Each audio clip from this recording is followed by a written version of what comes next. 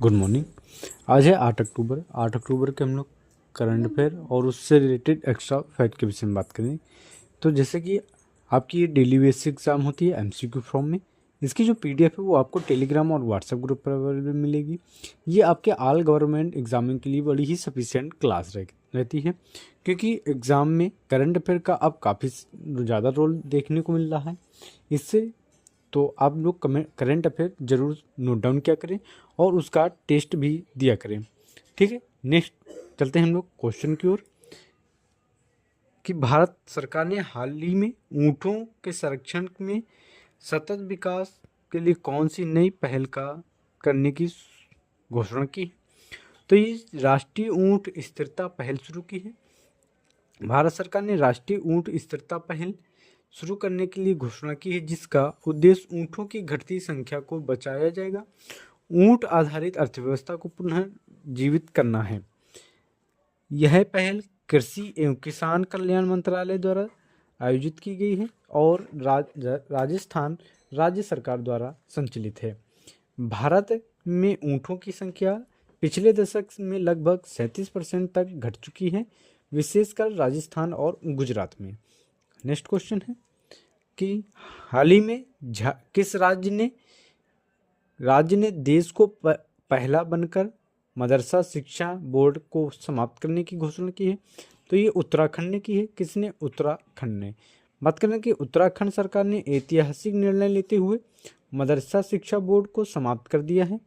यह कदम उठाने वाला भारत का पहला राज्य बना है। इस निर्णय के बाद सभी मदरसों को अब शिक्षा विभाग के अंतर्गत लाया जाएगा, ताकि छात्रों को समान और आधुनिक शिक्षा प्रणाली से जोड़ा जा सके।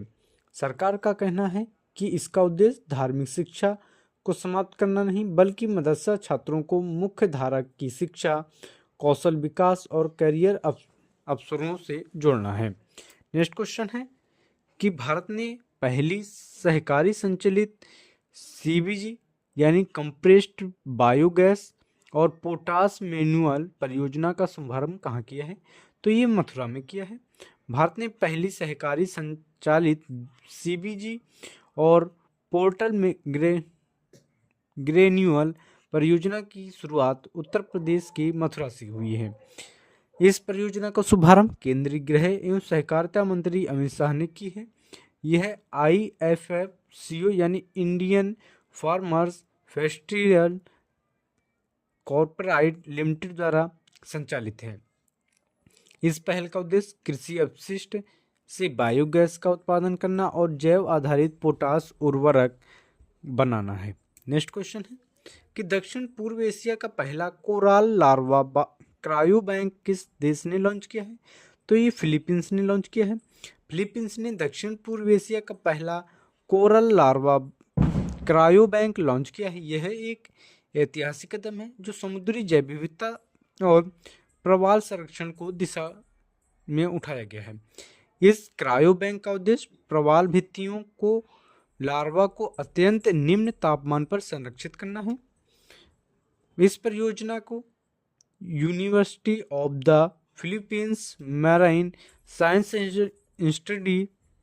इंस्टीट्यूट UPMSI और ओशियन फॉर लाइफ फाउंडेशन के सहयोग से शुरू की गई है। नेक्स्ट क्वेश्चन है भारत ने जोड़ो विश्व चैंपियन में अपना पहला पदक किस खिलाड़ी के माध्यम से जीता है। तो लिथनोई चानाम्बम है। लिथनोई चानाम्बम भारत के जोड़ो जूनियर विश्व चैंपियन में पहला पदक कांस्य जीतकर इतिहास रच दिया। यह भारत का अब तक का पहला पदक है इसी प्रतियोगिता में, जो भारतीय जोड़ियों इतिहास में ऐतिहासिक क्षण है। लिथनोई मणिपुर से हैं। वे 57 किलोग्राम भार वर्ग के प्रतिस्पर्धा खिलाड़ी हैं।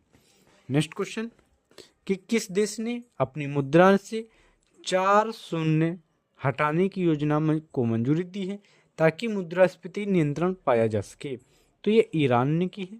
ईरान की संसद में रियाल के 4 शून्य हटाने की योजना को मंजूरी दी गई, ताकि देश में बढ़ती अर्थव्यवस्था और मुद्रा उन्मूलन पर काबू किया जा सके।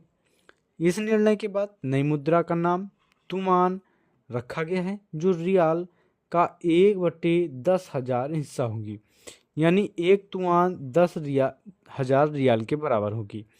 ईरान की अर्थव्यवस्था पिछले कुछ वर्षों से अंतर्राष्ट्रीय प्रतिबंधों, तेल निर्यात गिरावट और राजनीतिक अस्थिरता के कारण बुरी तरह प्रभावित हुई है। नेक्स्ट क्वेश्चन है कि कौन सा यूरोपीय देश 4.7 बिलियन यूरो के निवेश के साथ नाटो पाइपलाइन प्रणाली के शामिल होने जा रहा है? तो ये पोलैंड होने जा रहा है। पोलैंड ने घोषणा की कि वह 4.7 बिलियन यूरो लगभग 42,000 करोड़ के निवेश के साथ नाटो पाइपलाइन सिस्टम में शामिल होगा। इस परियोजना का उद्देश्य यूरोप में ऊर्जा सुरक्षा को मजबूत करना और रक्षा लॉजिस्टिक सप्लाई को नाटो नेटवर्क से जोड़ना है। नाटो की यह पाइपलाइन प्रणाली यूरोप के 13 देशों में फैली हुई है, जो ईंधन, तेल, गैस आपूर्ति को सैन्य और नागरिक उपयोग के लिए सुनिश्चित करती है। नेक्स्ट क्वेश्चन है कि मेरा हो चोंगबा महोत्सव, जो पहाड़ी घाटी समुदाय की एकता का प्रतीक है, किस राज्य में मनाया जाता है? तो ये मणिपुर में मनाया जाता है। मेरा होंग चोंगबा महोत्सव मणिपुर का एक पारंपरिक त्यौहार है, जो पहाड़ी और घाटी समुदाय के बीच एकता, सद्भाव और भाईचारे का प्रतीक है। यह उत्सव हर वर्ष इम्फाल के और आसपास के पहाड़ी क्षेत्रों में अक्टूबर माह में मनाया जाता है। इस त्यौहार का मुख्य उद्देश्य विभिन्न जनजातियों और गैर जनजातियों समुदायों को जोड़ना, एक मणिपुर की भावना को मजबूत करना है। नेक्स्ट क्वेश्चन कि विश्व कपास दिवस हर वर्ष कब मनाया जाता है? तो ये 7 अक्टूबर को मनाया जाता है। कब? 7 अक्टूबर को। विश्व कपास दिवस हर साल 7 अक्टूबर को मनाया जाता है, ताकि कपास में के वैश्विक महत्व, किसानों की भूमिका में सतत वस्त्र उद्योग के महत्व को उजागर किया जा सके। यह दिवस संयुक्त राष्ट्र यूएन और विश्व व्यापार संगठन WTO द्वारा 2019 में शुरू किया गया है। इसे प्रारंभ करने की पहल कॉटन 4 देशों यानी बेनिन, बुर्किना फासो, चाड और माली ने की थी। 2025 की थीम की बात करें तो बीइंग ए सस्टेनेबल फ्यूचर, एक सतत भविष्य की बुनाई है। नेक्स्ट क्वेश्चन है कि भारतीय रिजर्व बैंक RBI ने हाल ही में किस संगठन के गैर बैंकिंग वित्तीय कंपनी के लिए SRO का दर्जा प्रदान किया है? तो FIDC यानी फाइनेंस इंडस्ट्री डेवलपमेंट काउंसिल है।